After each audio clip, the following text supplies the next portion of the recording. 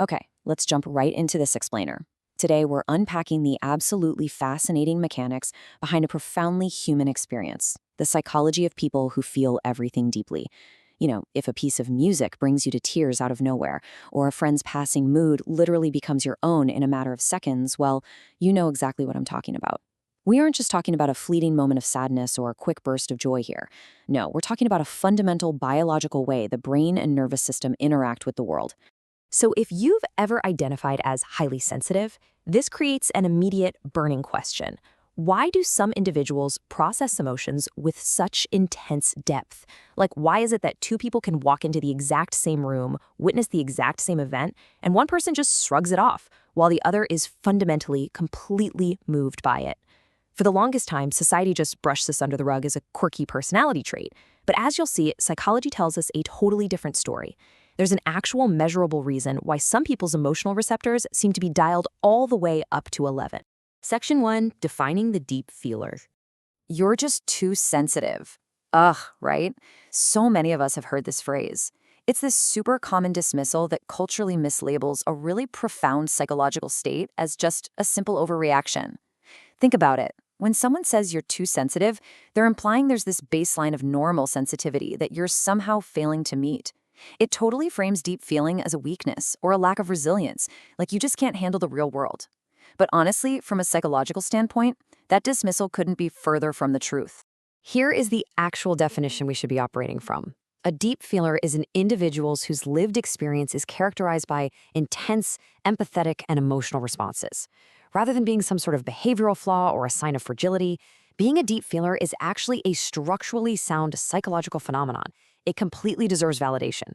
It basically means your nervous system is biologically wired to notice the subtleties that everyone else just completely misses. You're taking in way more data, you're processing it much more thoroughly, and so naturally, you're reacting to it more intensely. You're not overreacting, you're accurately reacting to a vastly richer stream of sensory and emotional data. Section 2. Unpacking the psychological roots. Let's think about how we typically process a standard emotional response. Normally, a stimulus happens, a brief reaction follows, and boom, the brain moves on, like a straight arrow. But for a deep feeler, that exact same stimulus triggers a massive, complex web. The event hits, but then it echoes.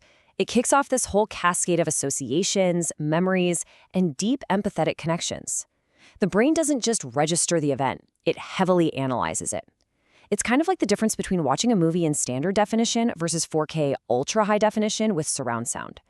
Both people are watching the exact same movie, but one is experiencing vastly more detail.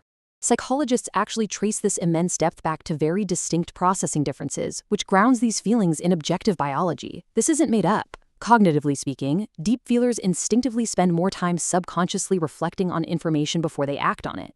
Emotionally, they possess incredibly active mirror neurons. Those are the brain cells literally responsible for mirroring what other people feel, which, as you can guess, supercharges their empathy. And because they absorb so much more sensory stimuli on a minute-by-minute basis, it physically takes them longer to recover from high-stress environments.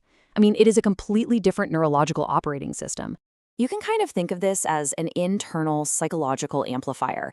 It's a physiological mechanism that naturally boosts the signal strength of everyday emotional inputs. So for a deep feeler, a small slight isn't just a minor annoyance. The amplifier boosts it into a deep wound.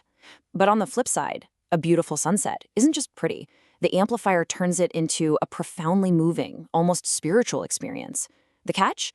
This amplifier is always on. It's not a switch you can just flip off when things get too loud, which is exactly why deep feelers can sometimes feel absolutely exhausted by their own internal environments. Section 3. The impact on daily life. So this constant amplification creates what we call the emotional sponge effect. In everyday interactions, deep feelers unconsciously function exactly like a sponge, rapidly absorbing the moods and feelings of their partners, their family members, and their colleagues. Imagine a coworker walks into the room harboring some silent, unexpressed anger.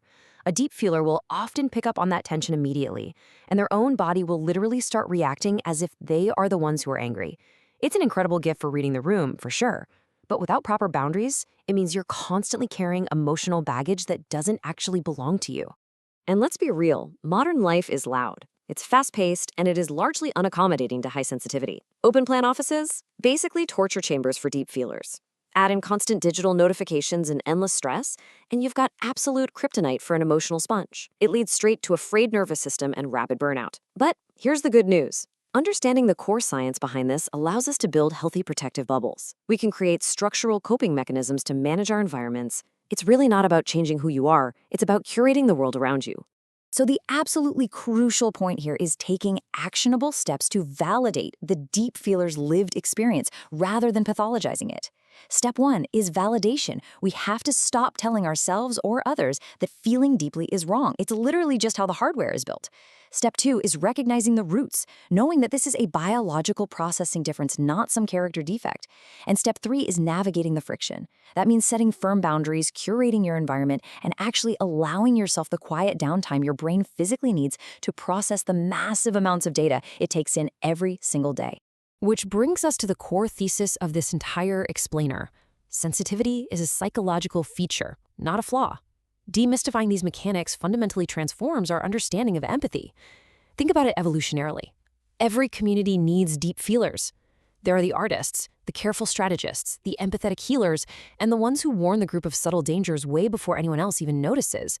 By understanding the science behind the sensitivity, we can genuinely support the deep feelers in our lives.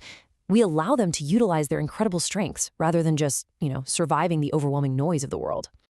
I'm going to leave you with this final thought to ponder. How differently would we treat ourselves and others if we truly respected the depth of these psychological mechanics? Imagine a workplace or a partnership or a family dynamic where an intense emotional response was met with genuine curiosity instead of judgment. When we stop asking, why are you making such a big deal out of this? And start asking, what is your amazing nervous system picking up on that I'm completely missing? We open the door to a much richer, much more compassionate world. Seriously, think about that the next time you or someone you love feels the world just a little bit more deeply than everyone else.